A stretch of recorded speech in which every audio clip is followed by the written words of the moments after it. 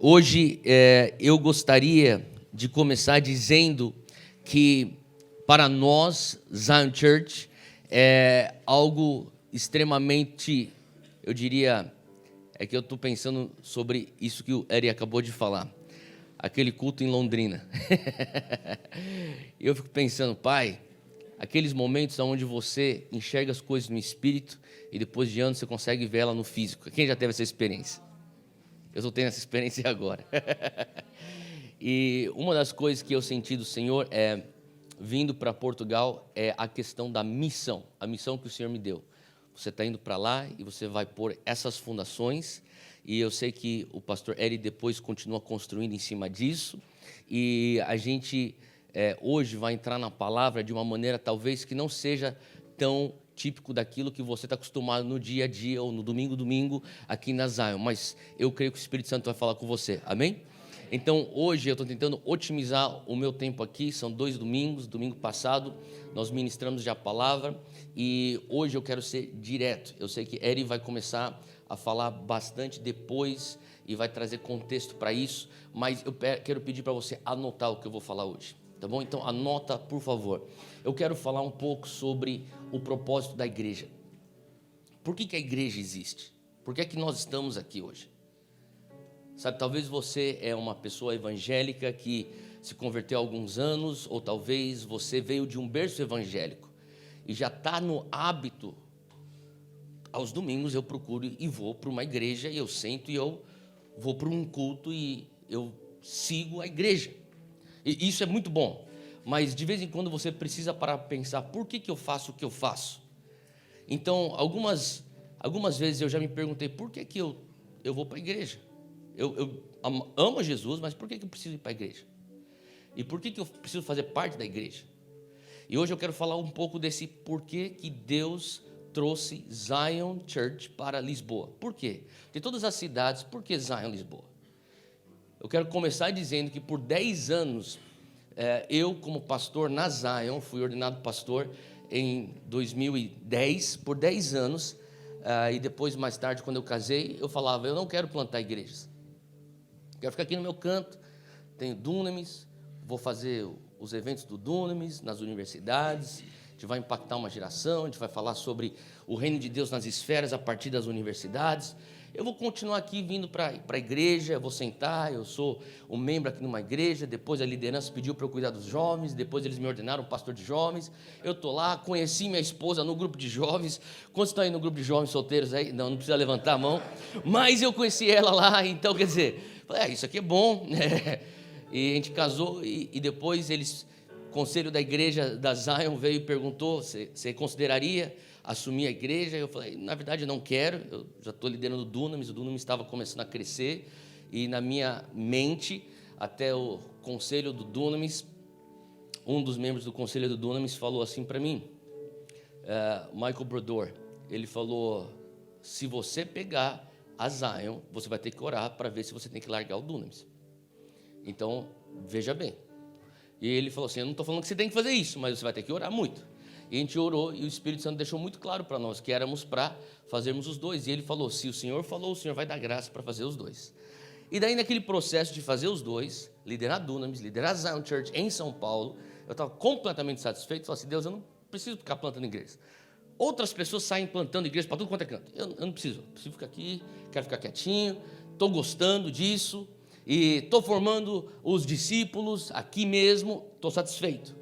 E o Senhor começou a trazer um incômodo acerca de plantação de igrejas. Eu não estou falando que todo mundo tem que plantar igreja, mas o que eu estou falando é que Zion Church começou a plantar igreja debaixo de uma palavra. Não foi simplesmente uma coisa que, é a coisa a se fazer. Foi um processo que a gente pensou, eu diria que até que a gente resistiu, e daí no momento de dizer, vamos fazer, então o Senhor trouxe muita clareza, por que é que nós fazemos isso que nós chamamos de a vida na igreja. Então eu queria que você abrisse comigo, e eu vou abrir bastante Bíblia hoje, tudo bem? Então você vai anotar, e depois você pode ler com calma em casa, e depois meditar em cima desses pontos que nós vamos trazer hoje aqui. Então se você puder, rapidamente aí, vamos ver onde que eu estou, abra aí comigo, em Colossenses 3, e hoje eu quero tentar ser o mais didático possível o porquê da igreja. Em Colossenses, o apóstolo Paulo fala no capítulo 3, versículo 16, ele diz: a palavra de Cristo habite em vós abundantemente, em toda sabedoria, ensinando-vos e admoestando-vos uns aos outros, com salmos, hinos e cânticos espirituais, cantando ao Senhor com graça ou com gratidão em vosso coração. Olha só a primeira frase, ele diz aqui: a palavra de Cristo habite em vós abundantemente. O que ele está querendo dizer? É um estado de ser, não um estado de performar.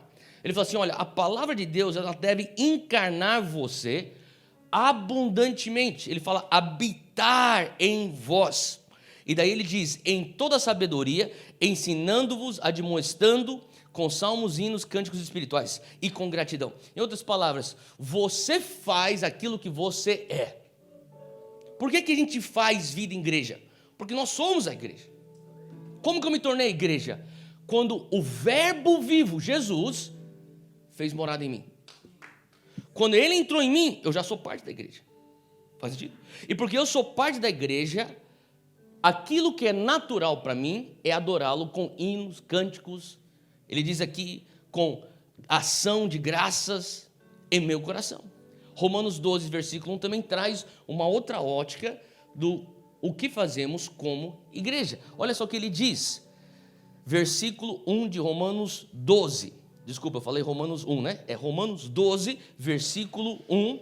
E eu estou lendo aqui da nova tradução da linguagem de hoje. É uma tradução um pouco mais coloquial. Mas olha só o que ele diz. Portanto, Romanos 12, 1. Portanto, meus irmãos, por causa da grande misericórdia divina, peço que vocês se ofereçam completamente a Deus como um sacrifício vivo, dedicado ao seu serviço e agradável a Ele. Esta é a verdadeira adoração que vocês devem oferecer a Deus. A primeira razão pela qual nós somos a igreja, fala comigo, adoração. Número 1 é adoração. Se você estiver anotando, anota aí. Nós somos igreja porque nós somos aqueles que adoram. E quando eu adoro, eu estou ministrando a Deus. Então aqui é a natureza vertical da igreja. Faz sentido? Então quando eu estou aqui, eu não estou adorando louvor e adoração. E quantos aqui foram abençoados pelo louvor e adoração hoje? Será que a gente consegue dar uma salva de palmas para o Alto Monte? Glória a Deus pela vida deles. Sabe, o que eles estão fazendo aqui, eles estão nos liderando em adoração, não é um aquecimento para a palavra. Muitas pessoas vão para a igreja e eles pensam aqui, bom, estamos adorando, é que nem aquele cara que está aquecendo para o jogo. Daqui a pouco vai começar o jogo. Não. Aquilo que você está fazendo aqui é nada mais do que uma expressão de você ministrar a Deus, tem a ver com a tua vida, tem a ver com aquilo que habita em você, tem a ver com aquilo que você é. Você não está simplesmente aquecendo para então escutar a palavra, porque senão isso seria uma performance. Tem a ver com aquilo que Paulo diz aqui, que você se oferece completamente como um sacrifício vivo. A minha vida é uma adoração a Ele. Faz sentido o que eu estou falando? Então, quando eu decido, eu vou viver para Deus, isso já é adoração. O dia que você disse sim para Jesus, você já começa num trajeto de adoração. A tua vida inteira é uma ministração para Ele. Esta é, versículo 1 diz, a verdadeira adoração que vocês devem oferecer a Deus. Tem uma versão que diz, esta é a tua adoração, o teu culto racional. O que quer dizer isso? Você está consciente.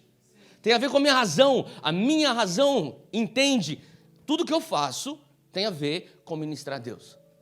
Quando eu cozinho, na minha cozinha, o jantar para a minha família, aquilo é uma adoração a Deus. Quando eu estou trabalhando na frente de um computador, como um TI, e estou programando ou fazendo alguma coisa, aquilo é minha adoração a Deus. Quando eu estou atrás daquela bateria, eu estou tocando, usando meus dons musicais, aquilo é adoração a Deus. Eu conheci uma líder aqui, que é personal trainer, eu estava falando para ela, quando você entra lá e você está dando treino para pessoas que precisam entender a saúde plena, aquilo é adoração a Deus. Faz sentido? O que você faz, eu não sei o que você faz. Talvez você seja um estudante. Quando você está estudando, você está adorando a Deus. Você está usando aquilo que Ele te deu, teu cérebro, tua força, teu vigor, teu talento, tua inteligência. Isso é uma adoração a Deus. Efésios 5, abre comigo, versículo 16. Apóstolo Paulo fala em Efésios 5, versículo 16: remindo o tempo, porque os dias são maus. Quantos aqui acreditam que os dias são maus? Seja sincero. Não é verdade? Hoje em dia nós estamos vendo tanta tragédia, tanta maldade. Você liga a televisão, você liga a internet, você abre as redes sociais, os portais de notícia. Ele fala assim, você precisa remir o tempo. O que quer dizer isso? Você precisa ser eficiente com aquilo que é mais precioso que você tem. O que você tem de mais precioso hoje é teu tempo. Ele fala, seja eficiente com o teu tempo, pelo que não sejais, versículo 17, insensatos, mas entendei qual seja a vontade do Senhor. Em outras palavras, não perca tempo vindo para a igreja. Não perca tempo vindo para a igreja, se você não sabe o que você está fazendo aqui. Não perca tempo vindo para cá, arrumando tua família, fazendo todo aquele estresse, tentar sair de casa na hora certa, se você não sabe. Não, fica na cama. Toma o teu café da manhã tranquilo. Deixa os teus filhos assistindo desenho. Deixa lá o Netflix lá rodando. Não perca tempo. Agora, se você sabe, olha só o versículo 17. Pelo que não sejais insensatos, mas entendei. Será que a gente passou pelo processo de luta, de briga? Eu preciso entender por que eu existo. Eu preciso entender por que Deus me fez vivo em 2022 em Portugal. Você precisa lutar com essa crise de identidade, essa crise existencial. Por que eu estou aqui? Isso, de acordo com Paulo ou com a palavra de Deus, é sensatez. O insensato faz que nem a música diz, deixa a vida me levar, vida leva eu. Ou como nós dizemos, empurrando com a barriga. Vamos ver. O que será? Será. Isso é insensatez. Isso é perda de tempo. Se você vem para a igreja empurrando com a barriga, se você vem para a igreja porque não tem nada o que fazer, eu sou evangélico, acho que tem que ir para uma igreja, não é? Não é isso que evangélico faz? Vai para uma igreja? Aí bota no Google a igreja evangélica. Qual que é mais perto de casa? Seu insensato. Não é minha opinião, é o que a palavra diz, então não fique bravo comigo.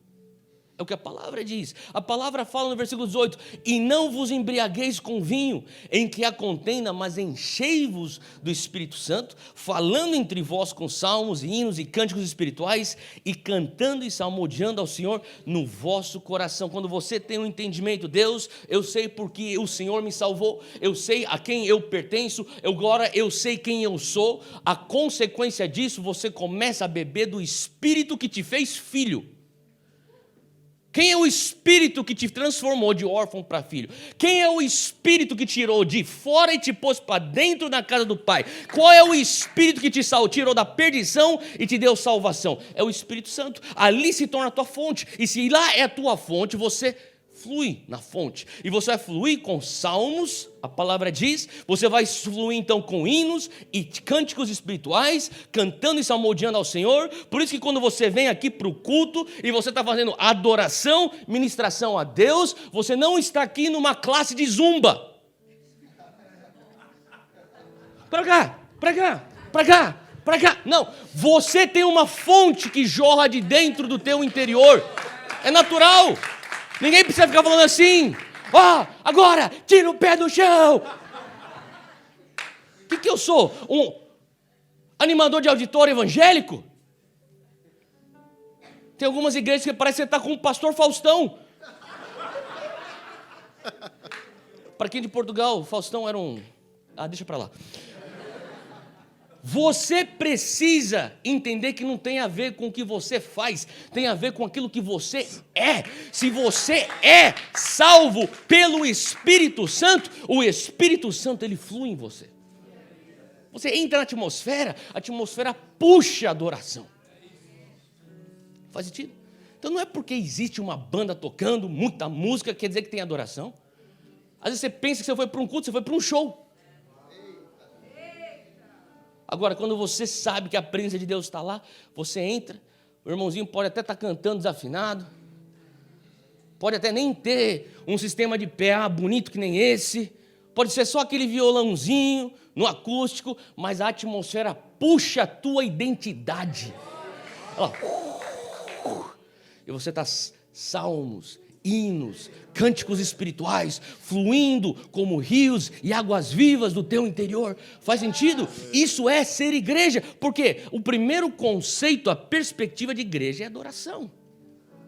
É a minha vida é adoração, meu cântico é adoração, meu abraço é uma adoração, meu olho no olho do irmão é uma adoração, minha oração é uma adoração. Eu simplesmente me deleitar na presença dele, e pode ser feito isso numa praça, pode ser feito isso na rua, pode ser feito isso na tua sala, pode ser feito isso dentro de um auditório.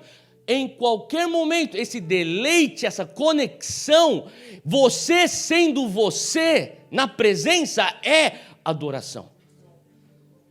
Adoração, número 1, é você ministrar a Deus. E Paulo está ensinando isso. Olha, quando você tem esse entendimento, você vai remir o tempo. Você vai querer saber por que eu estou aqui. E você vai estar numa busca intencional, meu propósito, minha identidade.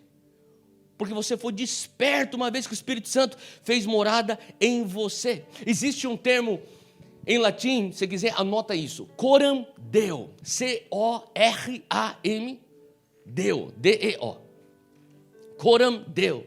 E coram Deo é uma frase que os reformadores protestantes usavam muito. Era uma revelação da reforma protestante. A palavra coram, C-O-R-A-M, tem na sua raiz a palavra cora, de onde nós tiramos a palavra cor. Cora é a pupila dos olhos, de onde você tira a palavra cor. E coram significa debaixo do olhar. É o conceito que coram deu Deus. Eu vivo a minha vida debaixo do olhar de Deus, os olhos de Deus, as pupilas de Deus, elas estão sobrevoando os meus passos, sobrevoando as minhas atitudes, sobrevoando o meu trabalho, a minha vivência em casa como pai, como marido, a minha vivência em casa como irmã, como filha. Coram Deus significa que tudo que eu faço está debaixo do olhar de Deus. Quando você tiver esse entendimento, você entendeu o que significa adorar. Porque adoração tem a ver com você viver tua vida debaixo do olhar de Deus. E quando você vive debaixo do olhar de Deus, tudo que você faz alegra ou entristece teu pai. Quem aqui é pai ou mãe? Levanta a mão, bem alto. Se você é pai ou mãe. Tá bom, eu também sou pai, eu tenho 3 filhinhos em casa. Júnior está lá cuidando deles. Zac de 6, Coa de 4, Beni de 9. E anteontem eu perdi 9 meses. Ontem eu perdi Beni andando. E eu peguei pelo vídeo. Glória a Deus por tecnologia. Mas sabe, de vez em quando, a Júnia, de vez em quando não, todo dia minha esposa deve mandar uns 40 vídeos dos meninos. E de vez em quando os meus meninos fazem os vídeos para mostrar para mim, tipo, uma dança ou um chute de ninja. Grava o papai aqui um chute de ninja. E daí eles pegam uma espada e... Por quê? Eles querem fazer algo debaixo do olhar do pai. Sabe o que eu estou falando? Outro dia, a minha esposa, 3 dias atrás, estava aqui, 3 dias atrás, a minha esposa falou assim, você não vai acreditar o que aconteceu. Eu falei, que foi? O Zac, que normalmente pega notas boas, e todo dia eles têm as notas, ele pegou uma nota baixa. Eu falei, por quê? Porque ele começou a mudar o nome dele nos trabalhos da escola, ele tirava Zac e botava Boruto. Eu falei, o que é Boruto? O que é Boruto? É o filho do Naruto. Eu falei, o que é Naruto?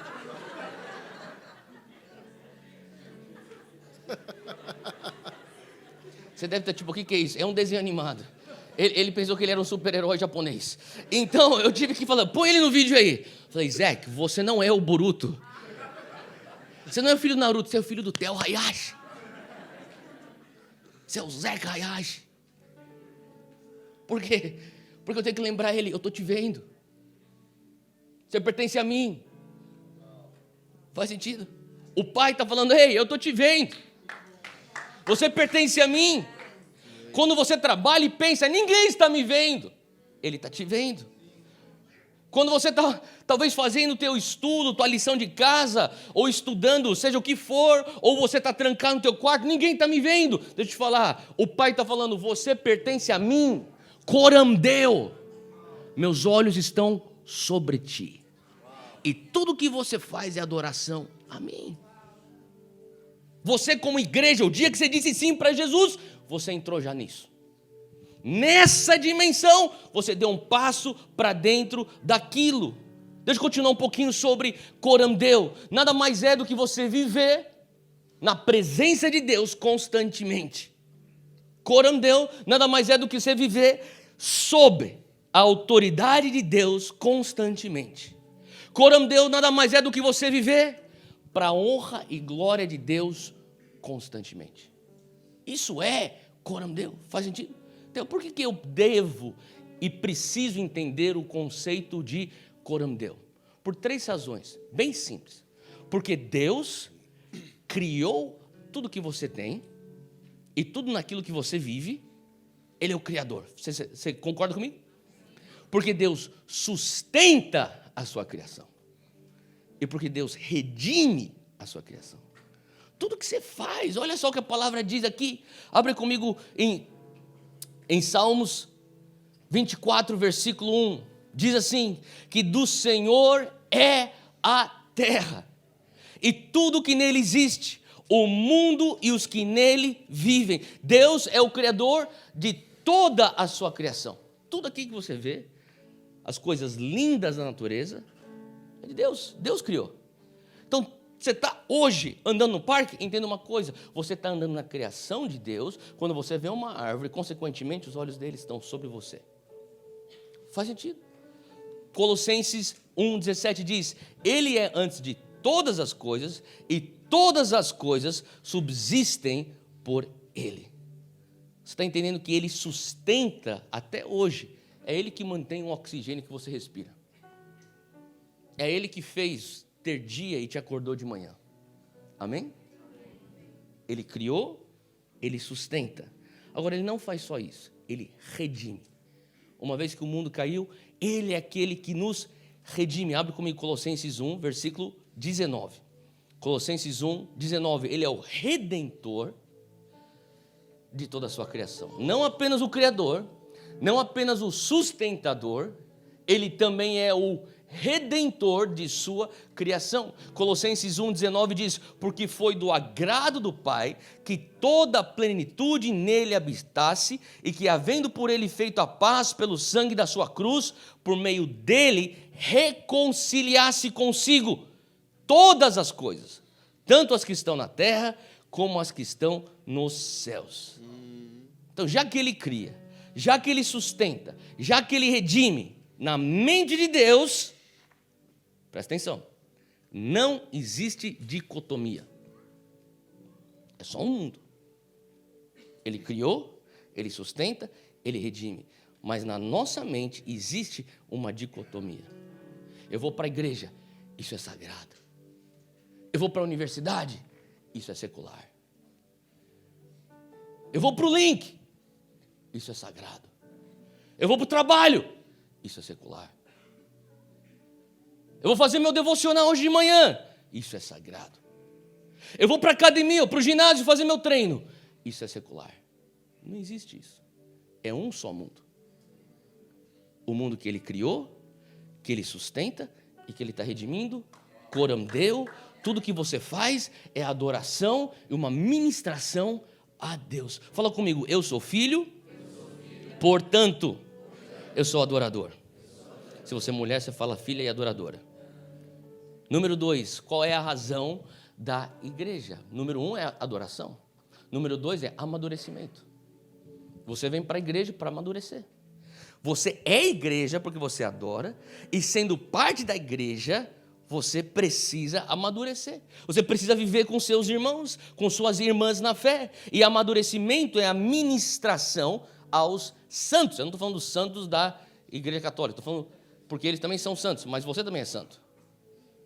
Santo com S minúsculo. Eu e você somos santos em Cristo. Faz sentido? Quando nós ministramos um ao outro, a nossa irmã ao nosso irmão, você está então amadurecendo. Isso faz parte do que é viver igreja. Colossenses 1, versículo 28. Abre comigo aí. Colossenses 1, 28.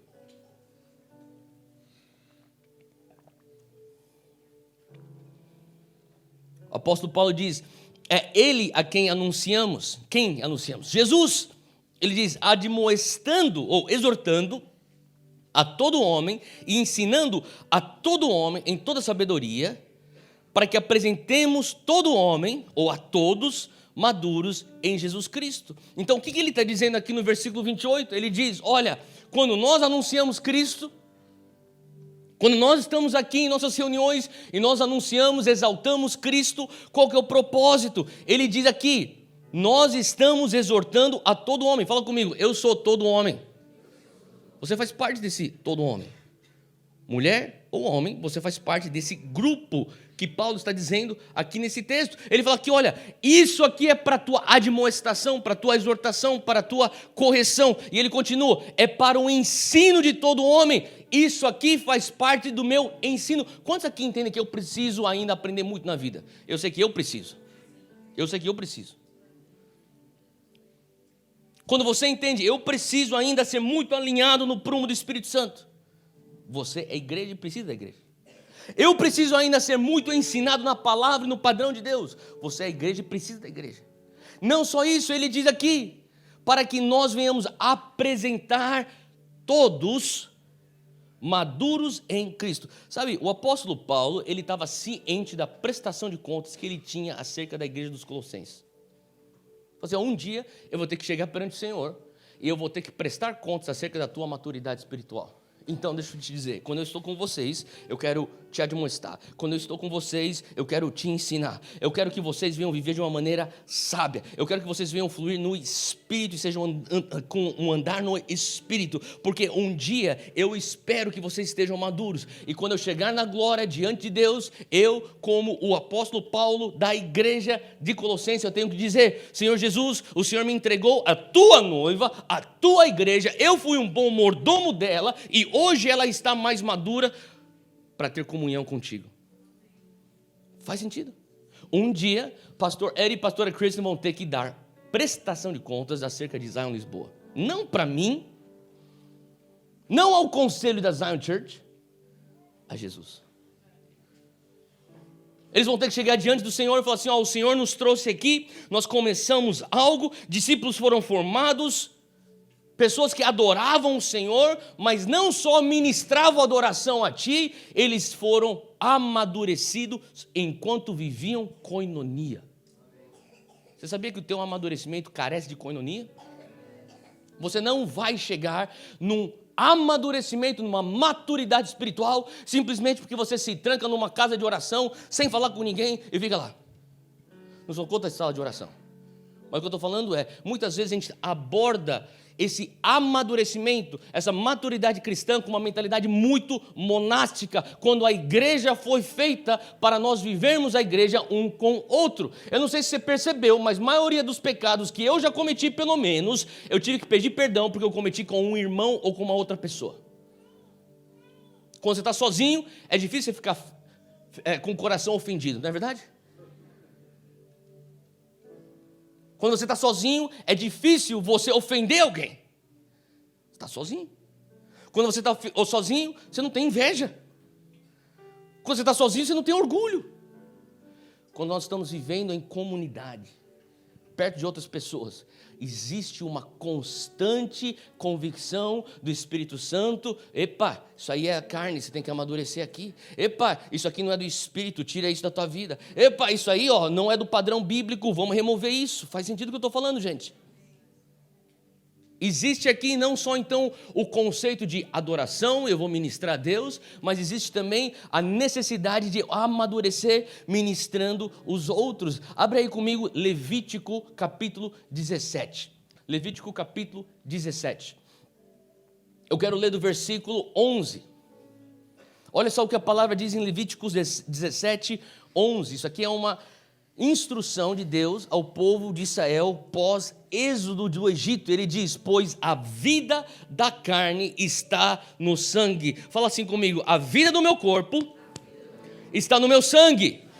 É isso que o Senhor está ensinando ao povo de Israel. Ele diz: e eu o dei a vocês para fazerem propiciação por si mesmos no altar. É o sangue que faz propiciação pela vida. Você entende que desde o Antigo Testamento o Senhor está ensinando algo que lá na frente o segundo Adão faria? Ele derramaria o seu próprio sangue para fazer propiciação pelo meu pecado, pelo teu pecado. Fala comigo: a vida está no sangue. Se a vida está no sangue, entenda uma coisa, 1 João capítulo 1, agora vai comigo, rapidinho, outro lado da Bíblia. Lá para o final, 1 João, capítulo 1, versículo 7. Se a vida está no sangue. Em 1 João 1, 7 diz: se porém andarmos na luz, como Ele está na luz. Quem aqui está andando na luz? Levanta a mão, você está andando na luz. Amém. Olha o que ele diz: temos comunhão uns com os outros, e o sangue de Jesus, seu Filho, nos purifica de todo pecado.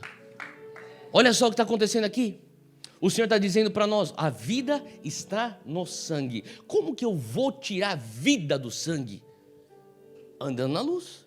E se eu estiver andando na luz, eu vou ter comunhão uns com os outros. Fala para quem está do teu lado: você anda na luz, portanto eu tenho comunhão com você. Você está entendendo? Quando você tem comunhão com pessoas que estão na luz, você tem acesso ao sangue que purifica você de todo pecado e te dá vida. Olha só que interessante, ele diz aqui, Efésios 2, versículo 8. Efésios 2, versículo 8. Diz: pois vocês são salvos pela graça, por meio da fé, e isto não vem de vocês, é dom de Deus, não por obras, para que ninguém se glorie. Eu não estou dizendo que a comunhão com os teus irmãos te dá acesso ao sangue de Cristo que te traz vida. Não é isso que eu estou falando. A palavra acabou de deixar clara, em Efésios 2, versículo 8 e 9, que eu e você somos salvos pela graça mediante a fé, não por obras, para que nós não venhamos nos gloriar. Mas o que a palavra está dizendo é: você foi salvo pelo sangue de Jesus, mas a tua fé é fortalecida na comunhão. É isso que ele está dizendo. Faz sentido? Se eu usei esse exemplo no Vox, sexta-feira à noite, se alguém cortar o meu dedinho, e o meu dedinho fica aqui no chão, aquele dedinho é meu? É meu. Aquele dedinho é meu. Alguém corta, pensa, alguém corta teu dedo e põe teu dedo no chão. Aquele dedo é teu. Sem dedinho. Naipe Yakuza. Meu Deus. Naipe, o Nine. Que não vai voltar em nome de Jesus. Quem entendeu, entendeu. E daí? Meu dedinho está lá. Agora, eventualmente, o meu dedinho desconectado do meu corpo vai começar a perder vida. Logo no momento, ele começa a pulsar. Eu sei, é gráfico, eu sei. É uma cena que você não quer ficar pensando domingo de manhã. Mas enfim, vem comigo. De repente, ele para de pulsar. Não tem mais sangue nele. Faz sentido? O que ele vai começar? A gangrenar. É que nem as pessoas que falam assim: eu amo Jesus, mas eu não amo a igreja.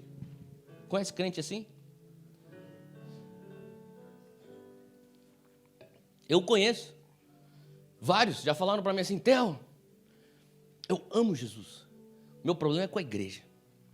Igreja tem política. Igreja é uma coisa assim meio... É complicado, velho. Igreja, essas coisas meio... Na igreja, sabe como que é? Falei: cara, eu sei de igreja. Eu cresci na igreja. Sou filho de pastor, neto de pastor, sobrinho de pastor, primo de pastor. Até em casa o cachorro era pastor. Pastor alemão. É a piada que eu faço em todo lugar, todo mundo já sabe. Até o cachorro era pastor. Eu falava para mim, eu não quero viver igreja, eu quero sair da igreja. Eu vou servir a Jesus e não você mais. Eu lembro uma vez, eu estava lá nos Himalaias. De verdade. Lá no norte da Índia. Tipo, Deus, é isso que eu quero. Minha mochilinha, minha Bíblia, meu caderno, paixão no coração, minha bike. Só me dá uma mulher. E eu vou servir o Senhor para sempre. Cara, mas também eu tinha 21 anos, né? E também junto com a minha Bíblia tinha um livro do Che Guevara na mochila. Minha mãe falava assim, se você não fosse comunista quando você era moleque, eu pensava que você não teria o coração. Mas agora, você está chegando num lugar onde se você não for uma pessoa que larga esse comunismo, você não vai ter cérebro. É outra conversa. Mas você sabe, quando você é, tipo, utópico. Eu amo Jesus. Não gosto da igreja.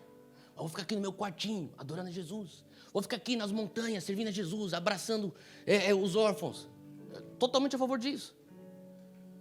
Mas chega um determinado momento que sim, você pode ter uma adoração por ele.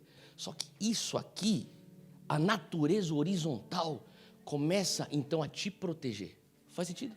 Eu nunca vi um crente que falava assim, eu amo a Jesus, mas não amo a igreja. E depois de 3 anos que ele ficou desigrejado, ele está mais pegando fogo por Jesus e apaixonado por Jesus do que ele estava antes. Nunca vi isso. Normalmente a pessoa começa a ficar mais cética, mais crítica, mais cri-cri, fica tipo... Então hoje eu quero te encorajar a você não se desconectar do corpo. Porque o membro do corpo fora do corpo, ele não tem circulação de sangue. E a circulação de sangue é o que leva oxigênio para todos os membros do corpo. Quando você está aqui, você está recebendo oxigênio do corpo de Cristo. Quando você está aqui, a circulação do sangue está limpando o teu órgão. Faz sentido? Está tirando as toxinas, está levando saúde para você. Eu sei que às vezes é desconfortável, você está conectado do lado do outro dedo que te irrita. Mas é bom para a tua santificação. Aquela pessoa no teu link, que sempre faz aquela pergunta quando você quer terminar. Mas tem uma outra pergunta. Pô, sempre, cara. Sabe o que eu estou falando? Número 3, alcance. O terceiro propósito da igreja é o alcance. Então não só o amadurecimento para ministrarmos os santos, agora é o alcance para nós ministrarmos ao mundo. Mateus 28, você conhece esse texto, versículo 19 diz, portanto, ide, ensinai todas as nações, batizando-as no nome do Pai, do Filho e do Espírito Santo, ensinando-as a guardar todas as coisas que eu vos tenho mandado, e eis que eu estou convosco todos os dias, até a consumação dos séculos. Amém. Ele está falando, ide, fazer discípulos das nações. Sabe, existe um aspecto missional da igreja. Então, rapidamente, número 1, existe um aspecto vertical da igreja, adoração, minha intimidade com Deus.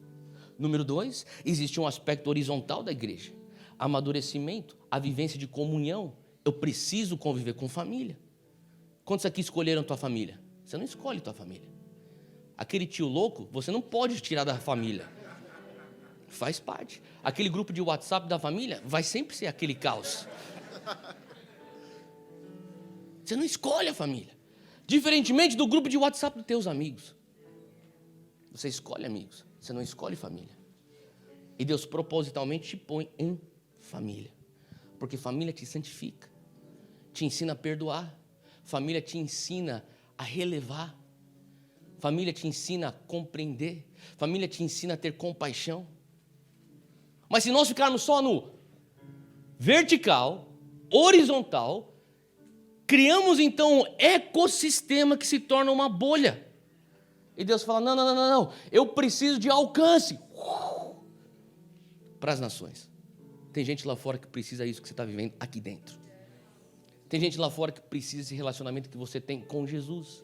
Tem gente lá fora que precisa desse sentido de propósito que você encontrou uma vez que você veio à cruz. Esse sentido de Deus, eu sei quem tu és para mim, eu sei a quem eu pertenço, mas eu sei a minha missão. Alcance. E alcance é muito importante, porque no final de tudo, nós estamos vivendo nessa família espiritual onde nós somos filhos e também somos irmãos, porque no final de tudo, nosso Pai tem um coração tão grande que Ele sempre está indo atrás daquele que ainda não chegou. E se você pudesse ter esse coração que o teu Pai tem, você então entenderia o senso missional da igreja. Você não vai ficar contente simplesmente, não, toma aqui, ó. Temos aqui não sei quantas pessoas, fecha a porta aí, é só a gente. Traz aí o refrigerante, traz aí o bolinho, a coxinha, vamos ficar aqui só a gente. Não é o coração do Pai. O coração do Pai tem nações lá fora. Existe uma cidade lá fora. 2 noites atrás eu saí daqui do culto Vox e Paulão e Marcelo me levaram para dar uma volta. A gente tentou achar um lugar aberto, terminou tarde, não tinha lugar aberto para comer, daí a gente estava andando para lá e para cá, e daí fomos lá para o Chiado e depois para o Bairro Alto, e eu comecei a olhar os jovens. Falei assim, Deus, isso aqui me lembra da época do início do Dunamis, na Vila Madalena, lá em São Paulo. A gente entrava só com palavra de conhecimento no meio do povo, ficava assim, ei, quantos crentes desviados eu pegava lá bêbado na sarjeta. Falei, cara, o que você está fazendo aqui, meu? Chorando. E os que não eram crentes, os que não eram evangélicos, falei, cara, que tipo de coisa é essa? Sentindo o poder do Espírito Santo no seu próprio corpo. Eu lembro, uma vez que a gente estava saindo e mais ou menos umas 10, 12, 15 pessoas na frente de um bar. Falei, ei, vocês querem sentir aí uma vibe? Uma parada espiritual? Os caras, pô, velho, puseram o baseado de lado, e aí, como é que é japonês? Depois de 20 minutos a gente estava tendo um culto de avivamento lá. Os corpos estendidos no chão. Pessoas sendo libertas. Depois o cara começou a manifestar um demônio, depois o cara chegou e falou assim, você é evangélico. Sabia. Mas você via as pessoas tendo encontros com Jesus. Eu voltava para casa depois daqueles momentos, meu coração ficava assim latejando, tipo, Deus, tem gente lá fora. Sabe por quê? Eu estava lá fora uma vez. Esse senso missional tem que arder dentro da igreja. Então existe um equilíbrio entre eu preciso proteger essa comunhão que eu tenho e tem que ser algo que eu vivo, mas ao mesmo tempo, se eu perder de mente e de vista o que está lá fora, isso aqui, gente, se torna um clube social evangélico. Deus não te salvou para viver um clube social. Faz sentido? E deixa eu falar agora para Zion Church. Eu sei que temos alguns visitantes. Eu não estou falando com você, visitante. Eu estou falando com você que diz, eu sou membro da Zion Church, como teu pastor, eu quero falar com você. Bem especificamente para os membros da Zion Church. Alguns de vocês conhecem já um pouco da minha história, mas eu nasci e cresci em São Paulo. Estudei numa escola americana em São Paulo, que era fundada por missionários batistas. E nessa escola, eu cresci a maior parte do meu tempo sendo a minoria e a maioria sendo filhos de missionários americanos. E até hoje eu sou amigo de muitos deles. Mas uma das coisas eu vi, as famílias que vieram ao Brasil para serem missionários e conseguiram gerar frutos que frutificavam, versus as famílias que vieram ao Brasil porque uma denominação os enviou, mandando então um boletim para os mantenedores nos Estados Unidos, tirando as fotos, e depois de 3 anos, 4 anos, foram embora do Brasil, e o Brasil nunca sentiu falta deles. Qual que foi a diferença? Eu compartilhei outro dia com os nossos líderes sobre um amigo meu, íntimo, que cresceu comigo desde da 3ª série, a gente se formou junto no ensino médio. Americano. O nome dele é Peter Kraft. Não dá para ser mais gringo que isso.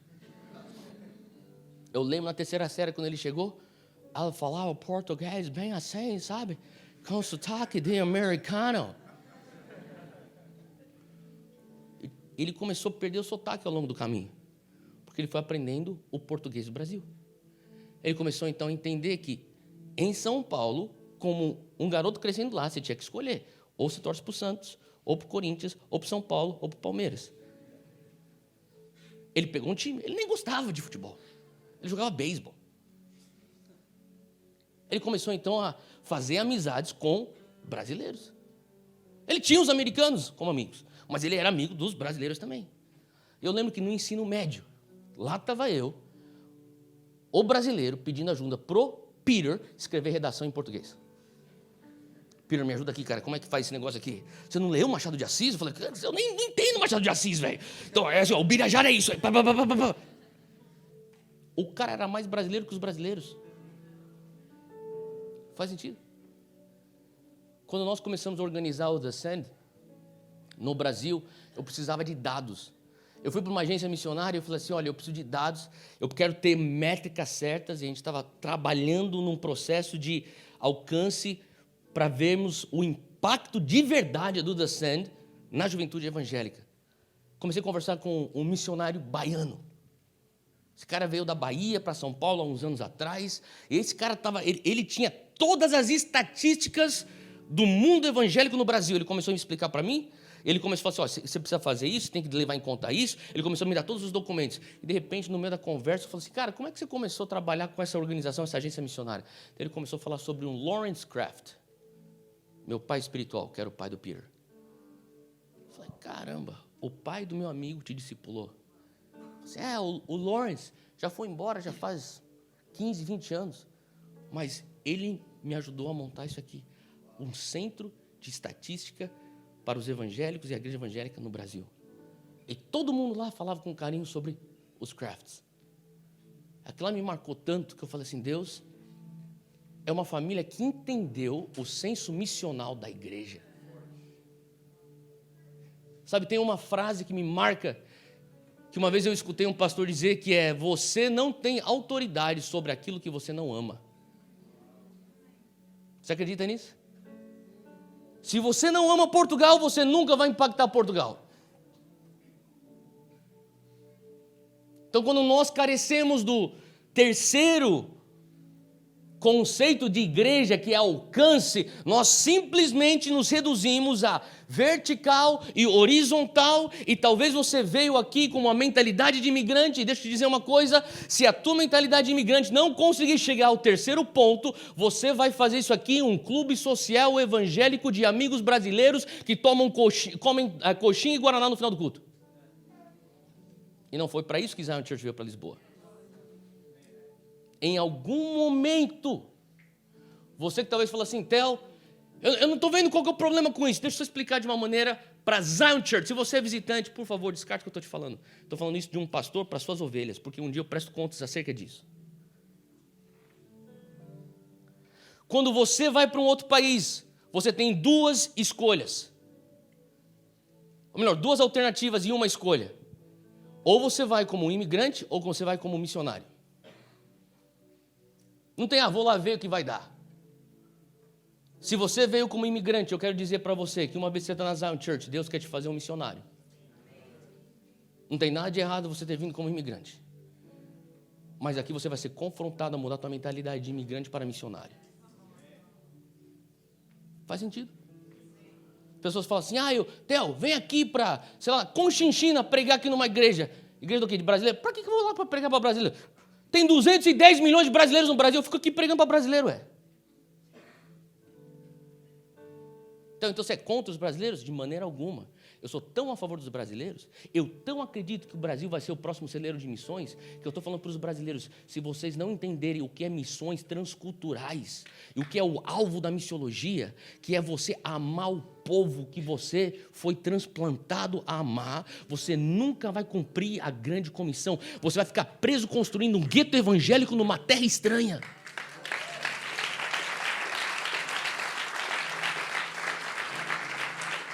O que vai discipular Portugal não é mais uma igreja evangélica brasileira.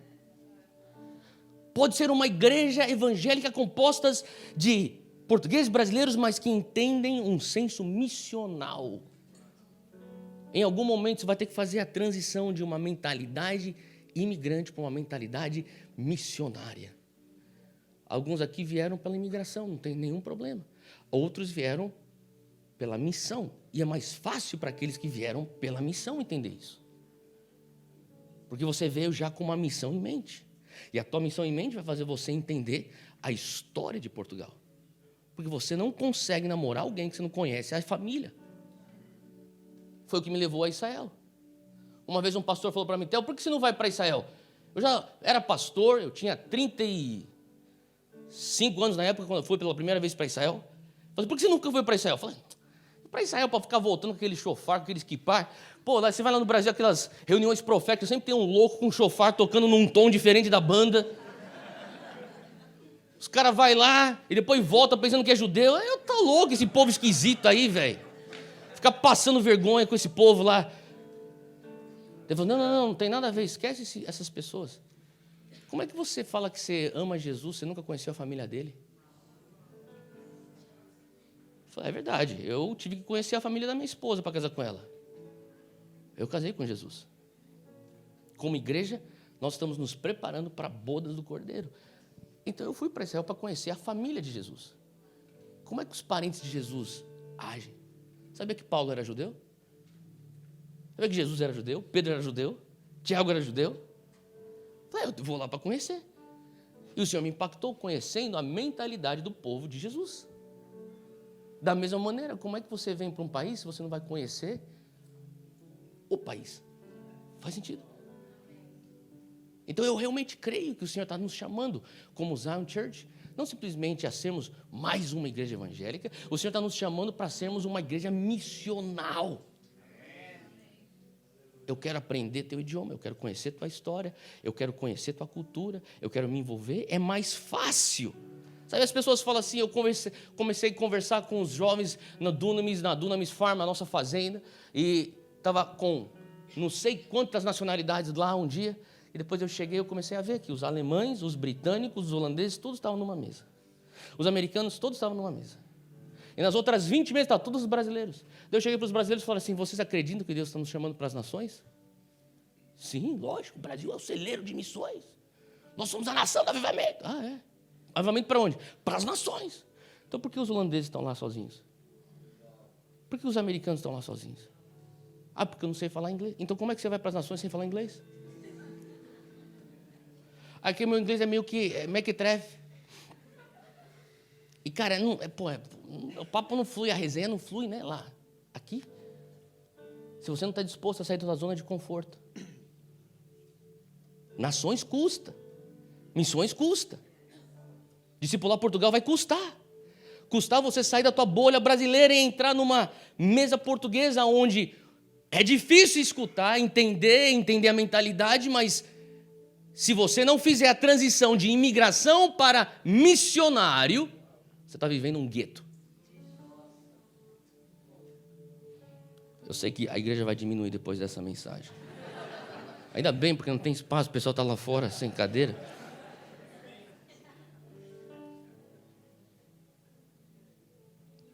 Deixa eu falar 5 pontos rapidinho de ação. 5 pontos de ação. O que nós temos que fazer indo adiante, como Zion Church Lisboa? Número 1, nós precisamos então quebrar a divisão do sagrado e secular. Corandeu. Quebre a divisão do sagrado e secular. Quebre essa dicotomia. Quebre esse dualismo, sabe? No Antigo Testamento, os sacerdotes, além de serem líderes religiosos, eles eram líderes sanitários, eles eram os médicos.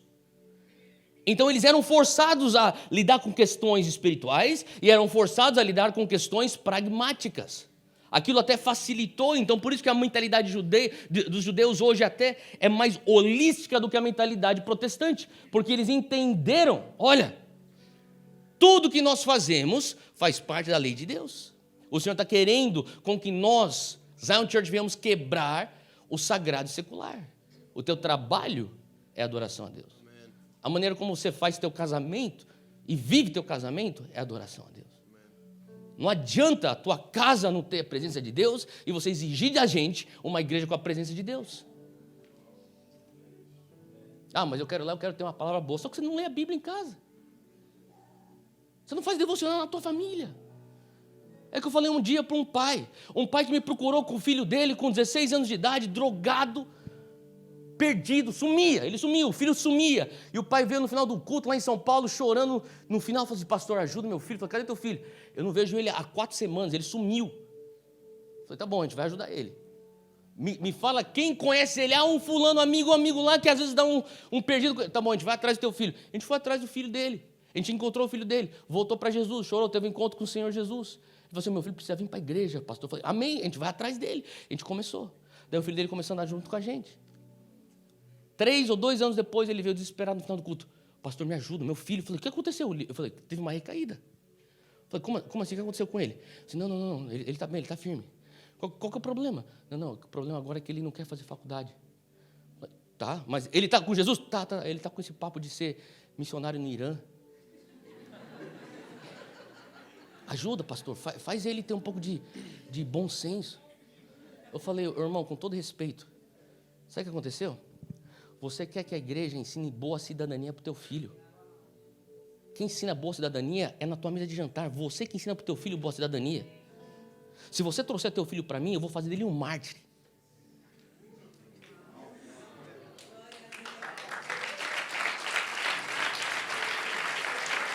Você não frequenta igreja evangélica para terceirizar a criação do teu filho. Cria o teu filho, mas quando ele conhecer o evangelho, se Deus chamar ele para ir para o Irã, ele vai para o Irã. Se Deus chamar ele para ser um empresário bem-sucedido, aí ele vai ser esse empresário. Se Deus chamar ele para ser um advogado, ele vai ser um advogado. Mas entenda que tudo é adoração a Deus.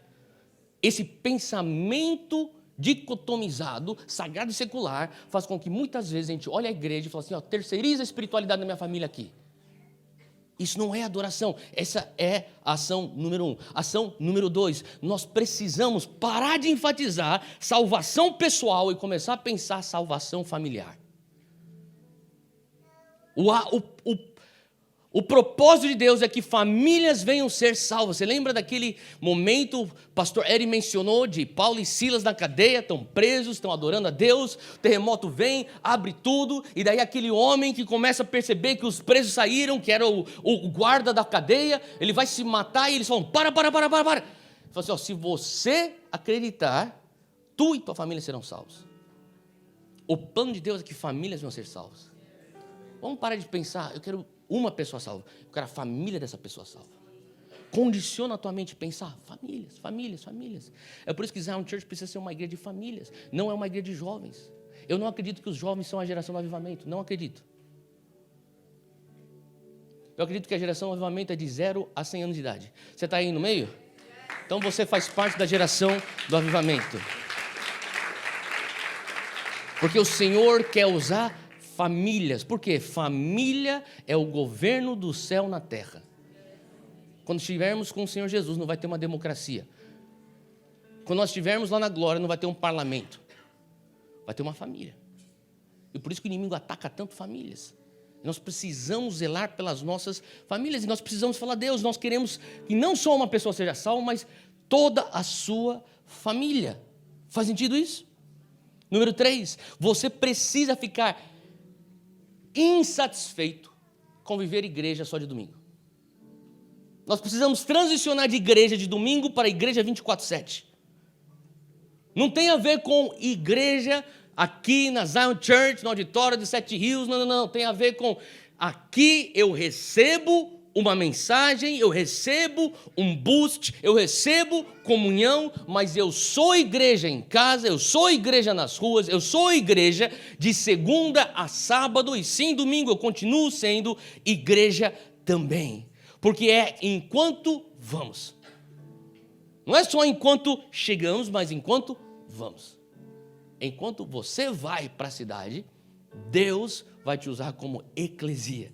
Outra coisa, nós precisamos, número 4, transicionar de simplesmente pensarmos: eu preciso pastorear a Zion Church. Quem aqui é líder de alguma coisa aqui na Zion Church? Levanta a mão, bem alto. Bem alto se você é líder de alguma coisa na Zion Church, levanta. Nós não pensamos, temos que pastorear Zion Church. Nós temos que pensar, temos que pastorear Lisboa. Pensa Lisboa. Pare de pensar Zion Church. Pense Lisboa. É por isso que eu amo as cartas de Paulo. A carta de Paulo não é para a igreja evangélica luterana dos filipenses. Não, é para a igreja dos filipenses. Sim, Deus está usando o Zion Church para nós pastorearmos a cidade. Faz sentido o que eu estou falando? O Senhor está nos treinando como eclesia para transformarmos a cidade. Amém. Agora, outra coisa também, nós precisamos, número 5, está pronto? A banda pode já voltar. Nós precisamos parar de ensinar apenas com sermões. Vamos trazer os casos de estudo. Isso tem a ver com o que nós vamos fazer com educação. Isso tem a ver com aquilo que nós vamos fazer com justiça social. Isso tem a ver com aquilo que nós vamos fazer com os marginalizados. A igreja não apenas fala para a nação dos púlpitos. A igreja tem que falar com ações. Você crê nisso? Eu sei que está te tirando da zona de conforto, mas é justamente por isso que eu vim. E hoje o Senhor está mobilizando um exército a partir daqui. Isso aqui não é uma igreja evangélica. Você que está visitando, não se junte a nós. Isso aqui é uma embaixada do reino. É uma embaixada do reino. Você não vai ficar confortável aqui. Se você quer uma igreja evangélica com um pouquinho de coisa brasileira que te lembre do Brasil, para você ficar aqui, para conhecer amigos, eu não recomendo o Zion Church para você. Agora, se você falar assim, eu quero pastorear a cidade, eu quero ser um agente missionário, eu quero transformar e discipular uma nação, eu quero realmente ver o reino saindo das 4 paredes da igreja, entrando nas esferas da sociedade, você vai encontrar um grupo que, pela graça de Deus, apenas em misericórdia de Deus, estamos tentando fazer isso. Se você puder, fica de pé onde você está, eu quero orar com você.